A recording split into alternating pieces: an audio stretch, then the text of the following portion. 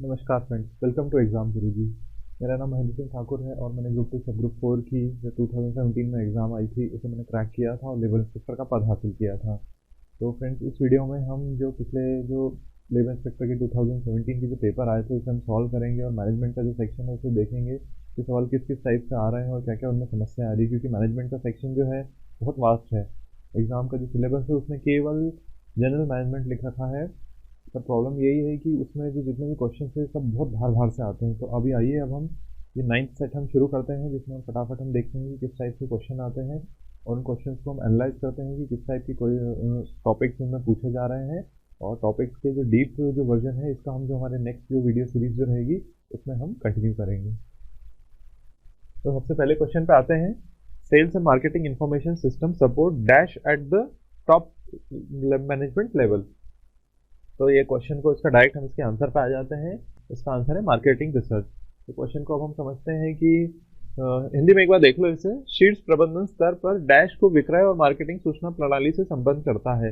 कुल मिला के बस ऐसा है, ये सेल्स का क्वेश्चन है। ये इसमें ये बोला है कि जो सेल्स और मार्केटिंग होती है किसी भी कंपनी की, ठीक है, उनका एक इन्फॉर्मेशन सिस्टम होता है, कंप्यूटराइज पूरा सिस्टम बेस्ड रहता है कि इतना मान लो आज कोई पार्ले जी की फैक्ट्री यहाँ इंदौर में है, इंदौर में से कोई पार्ले जी की फैक्ट्री को पूरे एमपी में डिस्ट्रीब्यूट होना है, पूरे इंडिया में डिस्ट्रीब्यूट होना है सामान, तो उसका जितना भी सब लेखा जोखा रहता है कंप्यूटर पे पूरा मेंटेन रहता है।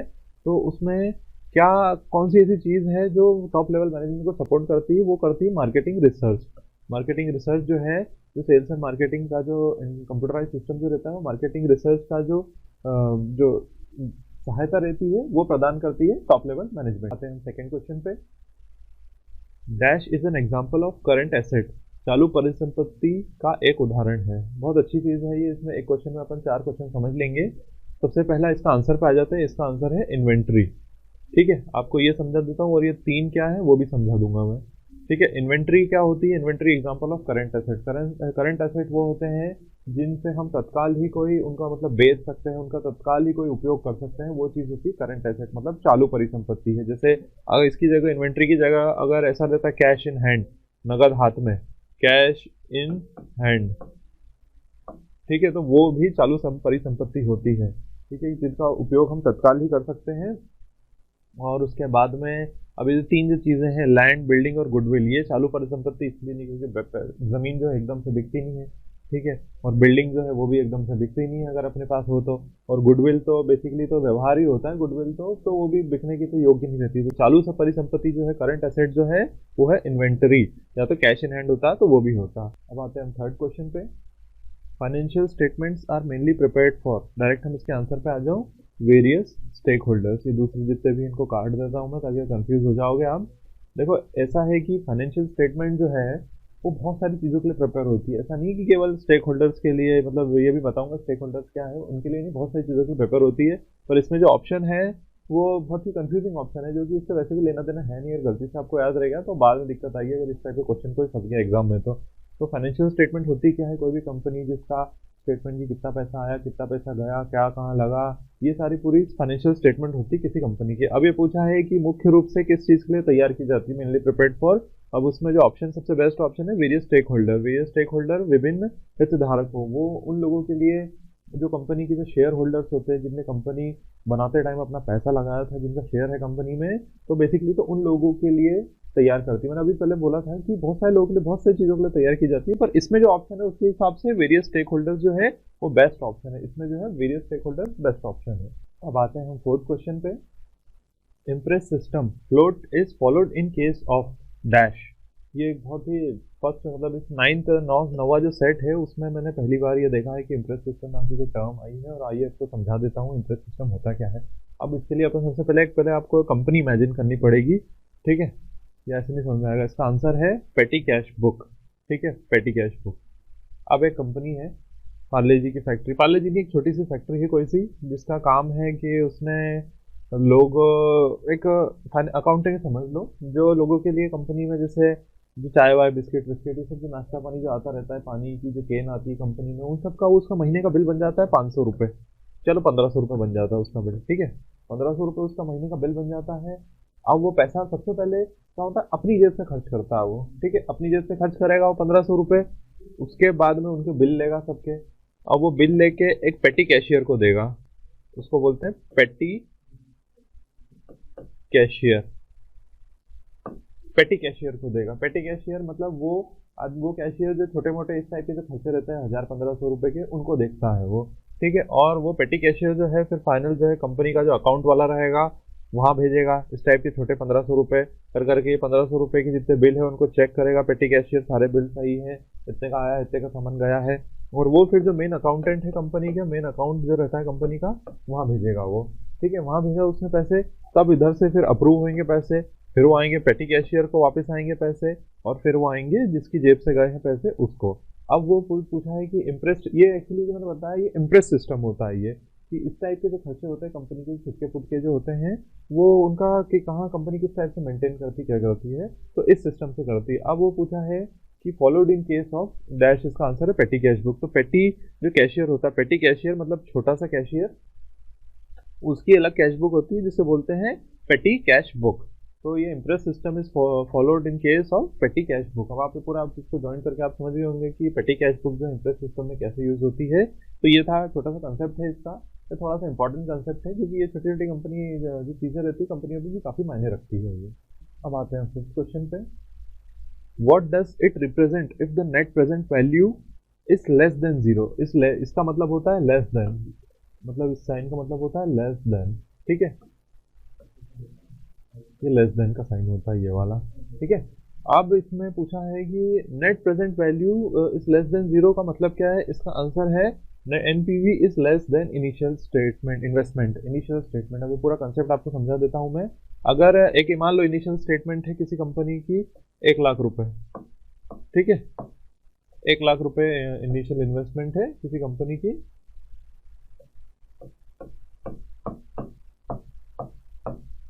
ठीक है, 1,00,000 रुपए इनिशियल इन्वेस्टमेंट है। अब उसमें कहीं ऐसा लिखा हुआ आ रहा है किसी भी किताब में कहीं पे भी कि एनपीवी जो है लेस देन जीरो दिखा रहा है, इसका मतलब ये है कि 1,00,000 रुपए में मैंने मान लो कोई चीज़ खरीदी थी या कुछ भी मार्केट में मैंने पैसा लगाया था, और आज की तारीख में अगर उसका पैसा मतलब उस करंट डेट में पैसा अगर 1,00,000 रुपए से कम हुआ, 90,000 हुए, 99,000 हुआ, तो ऐसा बोलेंगे NPV less than zero. NPV less than zero का जीरो नहीं होता, इसका मतलब ये होता है कि इनिशियल इन्वेस्टमेंट रहती है अपनी जो 1,00,000 रुपए, उससे कम जो एनपीवी रहती है, तब मान लो जब ये मेरी 90,000 रुपए अगर कीमत होगी मेरे इन्वेस्टमेंट की, तब ऐसा लिखा हुआ आ जाएगा अकाउंट में NPV less than zero. Account में एग्जैक्टली कीमत नहीं लिखी आ जाएगी, पर ऐसा लिखा हुआ आ जाएगा एनपीवी लेस देन जीरो, अच्छा आ जाएगा ये।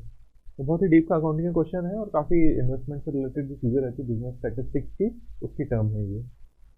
सिक्स क्वेश्चन पे, which of the following characteristics is considered as a natural element of leading. अब इसके जितने भी आंसर है ना फ्रेंड्स, ये बता रहा हूँ बहुत कंफ्यूजिंग है। एक तो अब पहले सवाल आप समझ लो, तो अपने आप अपन क्वेश्चन में से जो आंसर है वो देखने की कोशिश करेंगे इसमें, ठीक है। वे कौन सा ऐसा कैरेक्टर है, कोई नेता है, मान लो मैं नेता हूँ मैं, और मुझ में से कौन सी ऐसी कैरेक्टर है मेरा जो मुझे नेचुरली बनाता है एक प्रकार का नेता, नेचुरली मेरा लीडिंग जो नेतागिरी का जो मेरा गुण है ना उसको बढ़ाता है। तो इसमें जितने भी ऑप्शन है ना सारे के सारे मुझे एकदम सही नहीं लगे हैं। अब देखो सबसे पहले कंटिन्यूटी, अब ये नेतागिरी से इसका लेना देना तो कुछ है नहीं कि नेचुरली एलिमेंट मेरा बढ़ा देगा, तो ये तो काट ही जाता है। और इसका आंसर जो है बेसिकली, इसका आंसर बता देता हूँ मैं, इसका आंसर है ये डेलीगेशन, ये डेलीगेशन प्रत्योजन ये, ठीक है। अब अपन दूसरी बात करते हैं क्रिएटिविटी, क्योंकि अभी आपने कोई मान के इसका आंसर नहीं पता है, अगर आप एग्जाम हॉल में बैठे हो, क्रिएटिविटी ये थोड़ा सा कहीं हो सकता है कि ठीक है, पर ये कि मेरे को नेचुरली नेता, क्रिएटिविटी नेचुरली नेता बनाता है, कहीं ये इस टाइप से लगता नहीं है ये गुण इस टाइप का। और ह्यूमनिज्म मानवतावाद तो एक अलग ही चीज़, ये थ्योरेटिकल बहुत ही उसमें डीप में चली जाएगी। तो इसका जो बेस्ट ऑप्शन जो मेरे को लगा है वो है डेलीगेशन, प्रत्योजन। मतलब अपने से, डेलीगेशन का मतलब होता है कि अपने कार्यों को दूसरे के माध्यम से करवाना या दूसरों से करवाना, अपनी पावर दूसरों को सौंपना। तो ये एक इसमें जो ऑप्शन है इसमें बेस्ट ऑप्शन यही सूटेबल है कि डेलीगेशन का, डेलीगेशन जो है इसका आंसर रहेगा। है तो बहुत कंफ्यूजिंग है, बहुत कंफ्यूजिंग, और डेलीगेशन से भी कोई अच्छा वर्ड हो सकता था इसमें, पर यह है कि नेचुरल एलिमेंट ऑफ लीडिंग जो है, अगर आप इन दोनों को मिलाओ तो ही सबसे बेस्ट कॉम्बिनेशन बनता है क्वेश्चन और इसके आंसर का, कि कोई मैं नेता हूँ और मुझे काम करवाना है बहुत अच्छे से किसी से, तो वो कुल मिला के जो रहता है बेस्ट ऑप्शन जो रहेगा उसका डेलीगेटिंग रहेगा। एंड सेवन क्वेश्चन पे, which of the following is a real account. तो अब इसमें पूछा है रियल अकाउंट। अब रियल अकाउंट होता क्या है अपन समझ लेते हैं। तो ये उसके ऑप्शंस देखते हैं, salary account, Shri mister Ram's account, building account और इंटरेस्ट एक्सपेंस अकाउंट। अब रियल अकाउंट समझ लेते हैं। वो वाले अकाउंट रियल अकाउंट कहलाते हैं जो कि मिलते कभी बंद नहीं होते, जो हमेशा चलते रहते हैं, हमेशा चलते रहते हैं, वो रहते हैं रियल अकाउंट। मतलब फाइनेंशियल ईयर के साथ में वो कभी क्लोज नहीं होते हैं। तो अब अगर देखें तो वेतन खाता जो रहता है वो भी बंद हो सकता है। अगर आदमी जो है जॉब छोड़ दी उसने, तो वेतन खाता बंद हो जाएगा। तो ये इसका सही आंसर नहीं है। श्री राम का खाता, ये भी किसी आदमी का खाता है जिससे कभी कोई कंपनी का ट्रांजेक्शन होगा तो कंपनी उसके बाद में काम खत्म होने के बाद में इससे ट्रांजेक्शन बंद हो जाएगा। ठीक है। और ये इंटरेस्ट एक्सपेंस अकाउंट जो है वो भी आप उसको देखोगे ब्याज व्यय का खाता, कि इंटरेस्ट जो भी आ रहा है अपने पैसों पे, तो जब तक वो पैसा रहेगा तब तक ही वो ब्याज आएगा, तो वो भी कभी ना कभी बंद हो जाएगा। तो कुल मिला के बिल्डिंग अकाउंट ही ऐसा है इसमें आंसर जो कभी बंद नहीं होएगा। ये इसका जो बेस्ट ऑप्शन है वो है बिल्डिंग अकाउंट। तो आप इस टाइप से अगर अपने सारे दूसरे आंसर भी समझ लिए हैं और जो मेन आंसर है उसको भी समझ लिया है, तो बिल्डिंग अकाउंट ही ऐसा रहेगा जो कभी फाइनेंशियल ईयर के साथ में बंद नहीं होएगा वो। ठीक है फ्रेंड्स, अब आते हैं हम 8 क्वेश्चन पे। Dash are responsible for taking major decision for an organisation as a whole. मतलब ये है, तो सिंपल सा क्वेश्चन है कि कंपनी के जो सबसे टॉप लेवल के जो फैसले रहते हैं वो कौन लेता है। तो सीधी सी बात है, जो कंपनी के जो टॉप लेवल के जो प्रबंधक रहते हैं वही लेते हैं। जो मेजर डिसीजन जो रहते हैं वो टॉप लेवल के प्रबंधक ही लेते हैं। इसको फालतू department head, supervisor, junior officer, ये सब कंफ्यूजिंग है। आप तो सीधे शीर्ष प्रबंधक या टॉप मैनेजर पे जाना। अगर उसकी जगह सीईओ लिखा रहता या कॉमा बीओडी लिखा रहता, बोर्ड ऑफ डायरेक्टर लिखा रहता, तब वो भी इसका आंसर बनता है, क्योंकि ये भी टॉप लेवल के ही होते हैं ये। ठीक है फ्रेंड, बैड डेब्ट आर शोन एज या ऑन, इसका डायरेक्ट आंसर है debit side on the profit and loss account. अब आप इसको समझ लेते हैं, दूसरा आंसर सब काट दो क्योंकि ये कंफ्यूजिंग है, आप खुद कंफ्यूज हो जाओगे इनको देख के।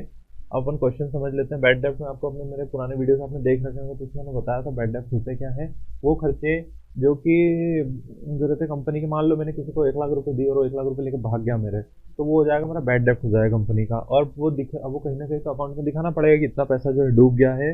तब उसमें ये पूछा है बैड डेब्ट जो है वो कहाँ दिखते हैं, तो इसमें लिखा रहता है debit side on profit and loss account. मतलब वो ये है कि जो प्रॉफिट एंड लॉस अकाउंट है उसके डेबिट में दिखाते हैं। डेबिट मतलब जो है खर्चों में, मतलब जो एक्सपेंसेस जो है कंपनी के, जो जहाँ पे पैसा जाता है वहाँ पे, जैसे अपने आपको डेबिट क्रेडिट वापस बताए थे, जैसे अपने मोबाइल में एसएमएस आता है जब अपन बैंक से पैसे निकालते हैं, जो पैसे निकाल लेते हैं अपन, तो क्या आता है लिखा हुआ, डेबिट आ जाता है लिखा हुआ है कि आपने 1000 रुपये एटीएम से निकाल लिया, अकाउंट हैज बीन डेबिटेड। और वही जब अपने खाते में कोई 1000 रुपये जमा कर देता है तब ऐसा लिखा हुआ आता है अकाउंट हैज बीन क्रेडिटेड। ठीक है friends, working capital indicates, direct इसके आंसर पे आ जाते हैं, cash required for managing day to day activities for business. ठीक है, ये जितने भी आंसर सारे कंफ्यूजिंग है इसमें, डायरेक्ट आप इसका आंसर पे आ जाओ। वर्किंग कैपिटल का वो चीज़ दिखाता है, वर्किंग कैपिटल मतलब जो चालू जो पैसा रहता है कंपनी का, कि वो नगद पैसा जो कंपनी का डे टू डे एक्टिविटी रहती है रोजमर्रा की, जो ये पैसा आया, गाड़ी का दिया पैसा अपन ने, तो सैलरी आ गई किसी की या कुछ भी और खर्चे आ गए, तो day to day activities of business जो रहता है वो वर्किंग कैपिटल दिखाता है वो। अभी आते हैं हम 11 क्वेश्चन पे। तो सीधे एक वन लाइन फैक्ट ही है इसमें, actually dash refers to the science of measuring and categorising consumer lifestyles. तो ये साइकोग्राफिक्स है इसका आंसर। साइकोग्राफिक्स आप ऐसा लिख दो, सीधे सीधे ऐसा कैसा कॉपी में लिख दो आप, इसमें कुछ भी समझने लायक नहीं है। साइकोग्राफिक्स की एक डेफिनेशन पूछी है उसमें। साइकोग्राफिक जो है एक तरीके का विज्ञान है जो कि जो मेजर करता है जो लोगों के खर्चे जो रहते हैं उन सब चीज़ों को, और उनको डिवाइड करता है। कुल मिला के भी देखा जाए तो गूगल भी यही करता है, लोगों के खर्चे जो रहते हैं वो देखता है कि लोगों का इंटरेस्ट कहाँ है। आप मान लो आज मोबाइल सर्च करोगे ना अपना, तो कहीं पे भी जो गूगल के एड्स आएंगे ना, मोबाइल के ही ऐड आएंगे आपके मोबाइल में। तो गूगल क्या है, साइकोग्राफिक्स जो है इसकी बहुत अच्छा सा उपयोग गूगल अभी कर रहा है, क्योंकि आदमी को जो चाहिए रहता है गूगल वही दिखाता है उसको, और ताकि एक्सपेंसेस आदमी खर्चा भी उसी में ही करे। The grape what is grapevine form of an organisation point of view. ये बहुत इंपॉर्टेंट क्वेश्चन है कि एक्चुअली है इसके डायरेक्ट हम इसके आंसर पे आ जाते हैं। An informational channel of communication that evolve itself. इसका मतलब ये है कि ग्रेप वाइन सबसे पहले एक ऑर्गेनाइजेशन पॉइंट ऑफ व्यू है। मतलब ये किसी कंपनी, जैसे अंगूर देखे होंगे आपने, एक ऐसा अंगूर, फिर दूसरा ऐसा अंगूर, फिर तीसरा ऐसा अंगूर, फिर 1 से 2 मतलब 2 से 3 ऐसे जो रहते हैं ना, ये होता है ग्रेप वाइन फॉर्म होता है, ये इसको बोलते हैं।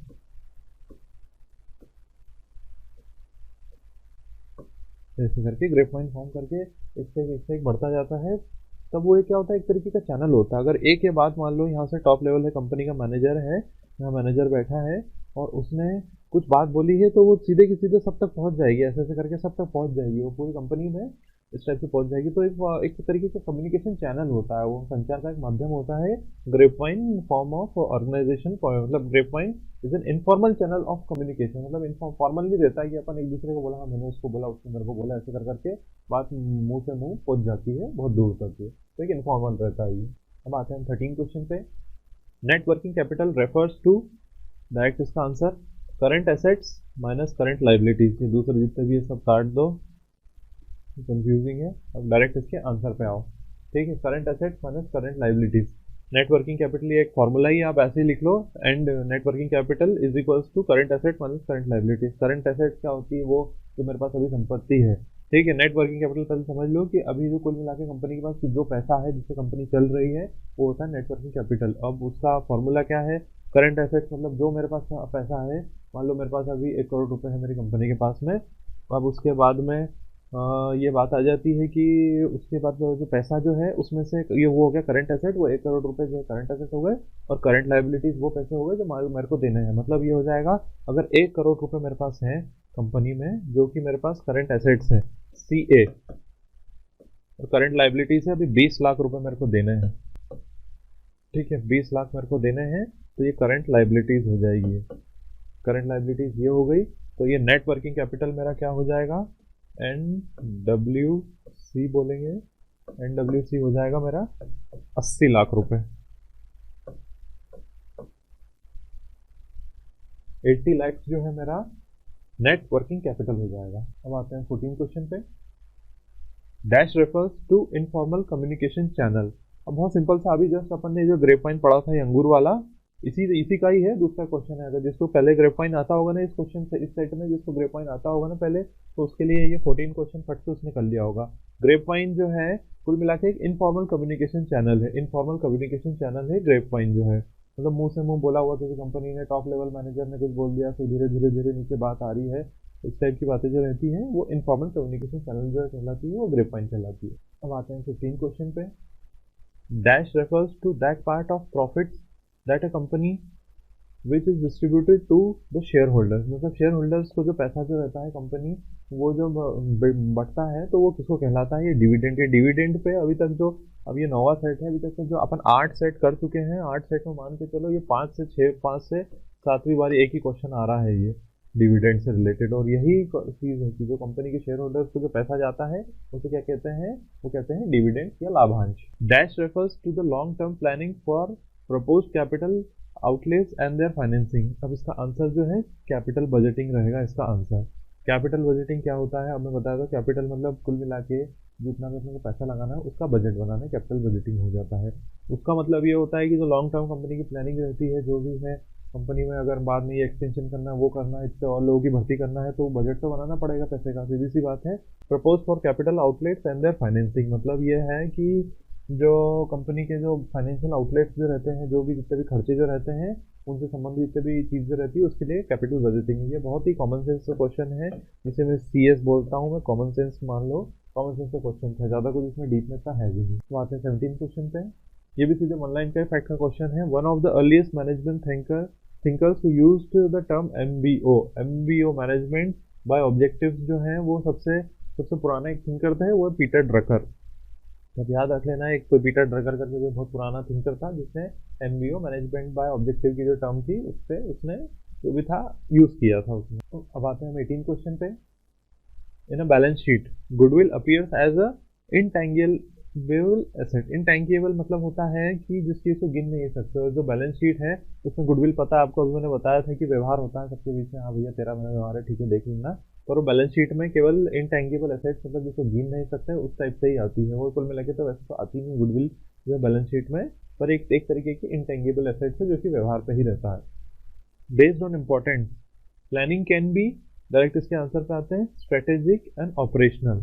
ठीक है, प्लानिंग जो है अगर इंपॉर्टेंस के तौर पे देखें तो वो स्ट्रेटेजिक और ऑपरेशनल दोनों हो सकती है। प्लानिंग अगर आप स्ट्रेटेजिक प्लानिंग करनी है, अपने को कंपनी की रणनीति बनानी है, तो रणनीति वाली प्लानिंग भी कर सकते हैं। और जो ऑपरेशनल रहती है कंपनी के प्रचालन, कंपनी के कार्यों का किस टाइप से होना है, ऑपरेशनल प्लानिंग भी कर सकते हैं। आते हैं 20th क्वेश्चन पे। Maintenance of personal account and cash account is called as simple single entry system. बहुत ही सिंपल सा क्वेश्चन है ये, इसमें ज़्यादा कुछ इतना है भी नहीं।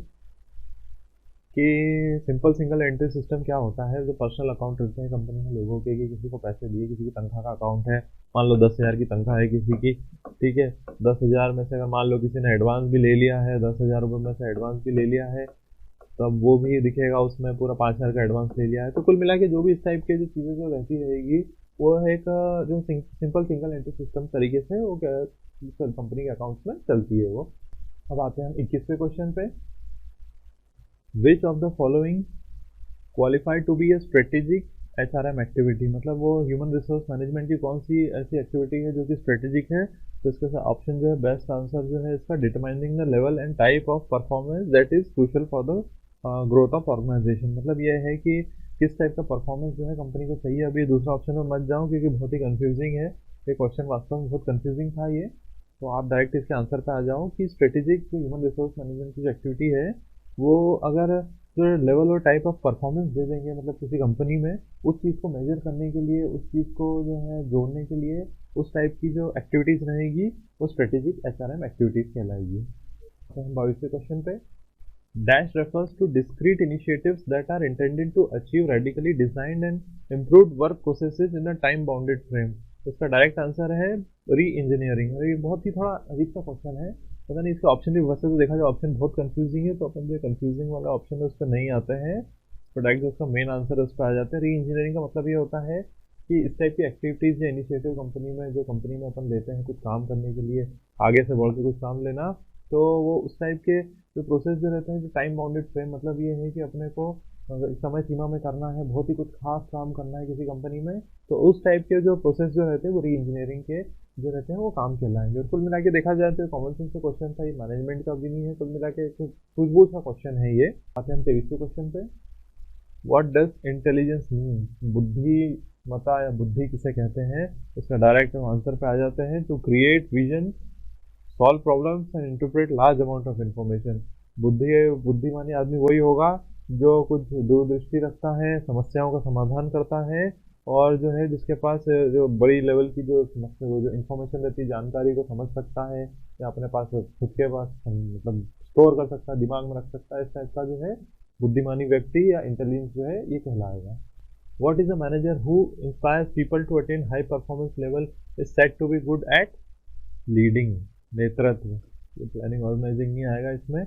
देखो वो सवाल समझा देता हूँ, वाला मैनेजर जो कि कंपनी के लोगों को अपना काम अच्छे से, हाई परफॉर्मेंस मतलब बहुत ही अच्छे से काम अपना कर देने को इंस्पायर कर सकता है, लोगों को प्रेरित कर सकता है, तो वो मैनेजर जो होता है नेतृत्व करने में बहुत ही अच्छी क्षमता रखता है। बस इतना से सवाल में पूछा, ये भी कॉमन सेंस का क्वेश्चन है ये। अब आते हैं 25वें क्वेश्चन पे, थोड़ा सा घुमावदार क्वेश्चन है। What type of outcome effect would an organization face by rejecting an unsuitable candidate? मतलब एक आदमी है जिसको कंपनी अगर काम में नहीं रखती है या काम से निकाल देती है, तो उससे कंपनी में क्या प्रभाव आएगा। तो कंपनी में तो उसका पॉजिटिव प्रभाव आएगा, जो भी होगा, अगर वो काम ठीक से नहीं कर पाएगा, ये नहीं कर पाएगा, वो नहीं कर पाएगा, तो सीधी सी बात है कंपनी को लॉस होगा। तो अगर किसी अनसुटेबल कैंडिडेट को कोई कंपनी निकाल देती है तो कंपनी में पॉजिटिव इफेक्ट आएगा। तो फ्रेंड्स ये देखा आपने 9 सेट था, तो इसमें इस सेट में काफ़ी सारे क्वेश्चन ऐसे थे, थोड़े कॉमन सेंस बेस्ड भी थे। एक ये पेटी कैश बुक करके एक नई टर्म अपन ने सीखी इसमें। तो फ्रेंड्स आप बिल्कुल आप अच्छे से इस टेस्ट सीरीज को जो देखिएगा, जो प्रीवियस पेपर्स की थी, और इसका जो एनालाइज जो अपन ने किया है कि किस टाइप के क्वेश्चन पूछते हैं, क्या क्या पूछते हैं। अब इसके बारे में जो जितने भी डीप में जो अपन पढ़ेंगे, वो जो इसकी जो आगे की जो पूरी यूनिट वाइज जब मैं सीरीज करवाऊंगा इसकी, तो आपको उसमें वो देखने को मिलेगा। तो ठीक है फ्रेंड्स, ऑल द बेस्ट, मिलते हैं हम अगले लेक्चर में।